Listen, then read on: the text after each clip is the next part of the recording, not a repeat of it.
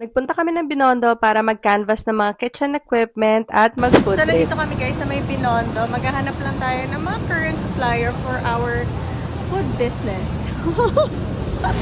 Check lang tayo yung mga pang-frozen natin. Kasama nga pala namin si Jacob noong time na to. Alam nyo tong kapatid ko, ang laking tulong sa business namin kasi pag wala kami, siya yung nagsasolve. Nadaanan nga pala namin tong Binstro na super nag-viral before, kaya bumili na kami to try. Nagpalit din pala ako ng outfit noong time na to para mas comfy kasi earlier naka-sleeveless ako. In fairness, ang ganda ng place, ang sarap tambayan kahit orange yung theme nila. Masarap. Masarap. Ano yung order mo? Matcha oat? Matcha oat. Okay sa akin. Nakamit tayo.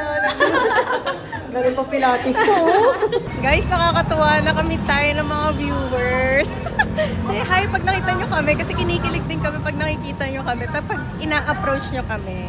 Ito yung Binstra guys sa may Mandarin Mansion. Pero in fairness guys, masarap talaga yung coffee nila. Try nyo tong sea salt. Ito yung sinabi ko kanina na nakalimutan ko yung pangalan eh. Basta itong sea salt, masarap. Kaya naalala ko na burnt milk sea salt. Sarap. Alam mo, lakad kami na lakad dito. Hindi namin alam kung saan kami pupunta. Basta kung may mahagip man ng mga machine, go na yon. Yes, Binondo, tapos ganyan. Ngayon ko na lang nasuot ko. Pants, polo shirt. So happy. Ang luwang pa, ano. Ako din guys, yun ko na lang nasuot to. Yung skirt na to. Sa Lazar Bakery, isa rin to sa mga iconic here. Okay, napag-decidean ko pang business/Binondo trip tayo dito. Basta makakatulong sa business owner, makakatulong din sa mga gustong pumunta dito sa Binondo. Ito na yung fried siopaw. Masarap yan. I-try nyo talaga. Gumawa na pala ako years ago kung ano yung mga kinainan namin, yung mga must try dito. Etong video na to. So, panoorin nyo na lang. Dito kami bumili before nung siomay. Ang sarap ng siomay dito. Ayan! Masarap yarn. 170 na siya.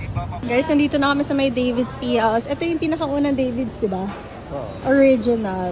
Ayun o, dyan ka lang bibili sa gilid. Mura lang yan. Guys, nandito na tayo sa may Santa Cruz, Manila. Ang daming mga bilihan. May paint, may mga lights, may mga kitchenware. Naglakad kami simula David's Tea House, going dito sa may Soler Street. Dito daw kasi yung mga bilihan ng mga kitchenwares. Meron dito sink, shower head. Kung kailangan yung paggawa ng bahay or restaurant. Ayan o, 3.8 lang. Ang dami dito oh. Yung mga doorknob. Dito naman guys sa T. Alonso, puro mga industrial hardwares to lahat. Ayan, Zion Stainless. Ayan, magkano yung ganyan kuya? 12.5. Ilan yan? 4 burners. 12.5. Ito yung pang 4 burner. By the way guys, nilabas na nga pala namin yung Just Fry by Crispy Boy na frozen ng chicharong bulaklak at bagnet para maprito nyo na siya sa mismong bahay nyo. Kaya nagka-canvas na rin kami if kailangan ba namin mag-upgrade ng mga kitchenwares. Ito po, 9,000. Last price, 8.5. Yung ganito po, Na 2 burner, 7.5. 9.5 yung may shelves. 9.5. Okay. Pag walang shelves, Feeling ko... Okay, another branch nila. Ay, ang gaganda oh. Ito yung mga size, guys. Ito ang ganda. Ayan, tanongin mo kung magkano yung electric fryer. Thank you to. Pang crepe. Meron din silang mga ganito dito. Almost complete dito. May pang rotisserie pa sila. Ang dami dito. Oh my gosh. Super heaven para sa mga business owners. Oh.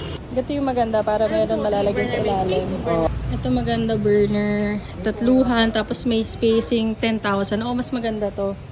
Pero walang patungan sa ilalim. Pagpuputulan 1.5 to 3,000. 2,000 po. Single na to 6.5. Pag dalawa po, pag dalawa, 8.5. 8.5. Si ano mo, for ano. Tapos the rest, yun yung dadagdag mo na lang. Usually magkano po down payment? Down payment, kahit ano lang, 5. 50% ma'am. Ito, 85,000. Tapos 85. ilan? 4 na packs. 4 packs. Yung isa na 2 packs, 2 packs. 55,000. 55 plus. Ito, 22,000. Stainless to, sir, no? Ganda. So guys, doon na kami tumingin dito sa may Zion. Ang dami namin nakitang mga useful talaga yung Crispy Boy. Pero marami naman siyang katabi. Papakita namin sa inyo kung saan. Ayan, katabi niya yung Metro Sky Marketing. Ito yung Zion. Tapos ito yung BDO na Aranque P. Alonzo. Tama ba yung pagkakabigkas pa? Basta yan yun. Pat din siya pala ng China Bank. Ito lang sila. So far guys, mas mura dito yung sealer. Kasi yung sealer na nakita namin sa Expo, nasa magkano yung love? 70,000? 70,000, 55 lang dito. So, laki ng difference. Tabi nga rin pala, nandun yung Skyware Kitchen Equipment. Ito yung sister company nun sa ayan, no? Faith Glory. Ito naman yung isa pa guys, Deldan Kitchen Equipment. Tapos yung Faith Glory.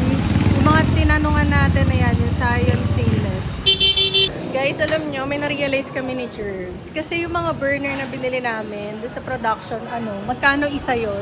So, 1,000 plus. 1,000, 2,000, may 3,000 pa nga doon sa binili namin. Tapos ilang piraso yun? 4.